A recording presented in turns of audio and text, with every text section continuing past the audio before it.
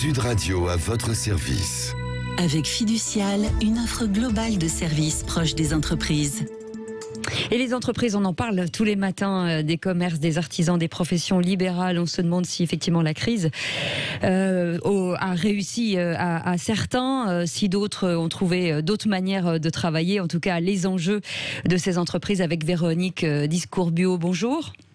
Bonjour Cécile, bonjour à vos auditeurs. Vous êtes au cœur des entreprises puisque vous êtes déléguée générale de la Fédération française de la franchise, qui est un secteur aujourd'hui qui va bien. En chiffres, ça donne quoi, Véronique ?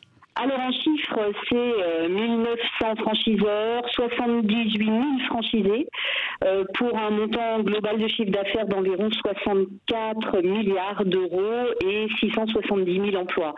Donc c'est un secteur qui compte aujourd'hui, vraiment, véritablement.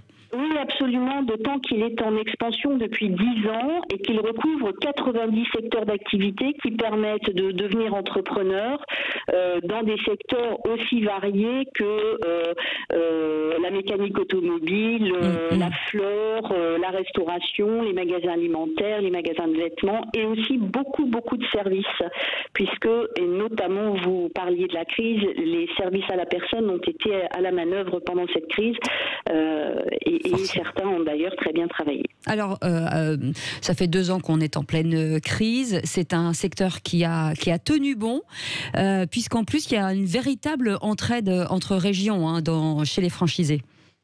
Alors, oui, effectivement, le modèle de la franchise est un modèle très résilient et ça tient à plusieurs points.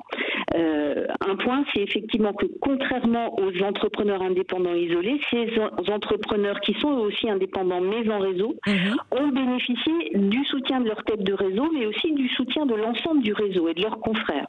Donc, tout au long de la crise, au début, quand il a fallu estimer les situations et les besoins en trésorerie, puis ensuite pour comprendre et aller chercher les aides gouvernementales très vite, et puis finalement pour rebondir et mettre en place toutes les bonnes pratiques identifiées par le réseau. Oui. C'est vraiment la puissance et la richesse de l'intelligence collective qui est précieuse dans ce mécanisme de résilience.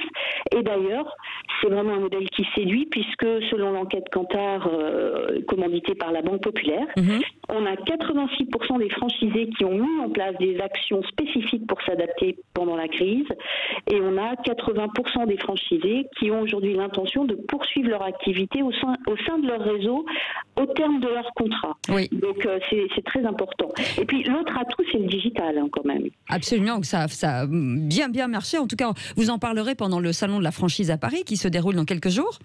Oui, absolument. On est ravis puisque depuis 2 ans, nous attendions cette opportunité et Franchise Paris Expo ouvre ses portes dimanche. On attend tous les visiteurs qui souhaiteront venir nous voir et rencontrer aujourd'hui 513 exposants, dont 100 stands étrangers. Nous sommes ravis parce que malgré la crise, les étrangers reviennent aussi sur le salon.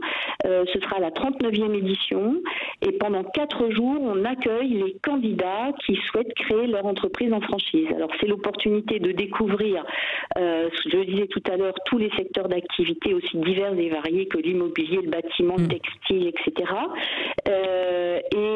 Et bien sûr aussi de participer à des conférences. Il y a plus de 90 conférences et ateliers sur ce salon pendant 4 jours qui vous aideront à comprendre ce que c'est que d'entreprendre en franchise et puis qui aideront aussi à préparer cette création d'entreprise. Absolument. Il y avait pas mal de reconversions qui se demandent si effectivement ils peuvent devenir franchisés ou peut-être se dire qu'on a un commerce, est-ce qu'on peut le dupliquer dans une franchise? En tout cas, ce sera toutes les questions à poser. Merci beaucoup Véronique Discourbio d'avoir été avec nous, déléguée générale de la Fédération française de la franchise. Et n'oubliez pas le salon de la franchise à partir de dimanche. Restez avec nous, c'est Grand Matin Sud Radio dans un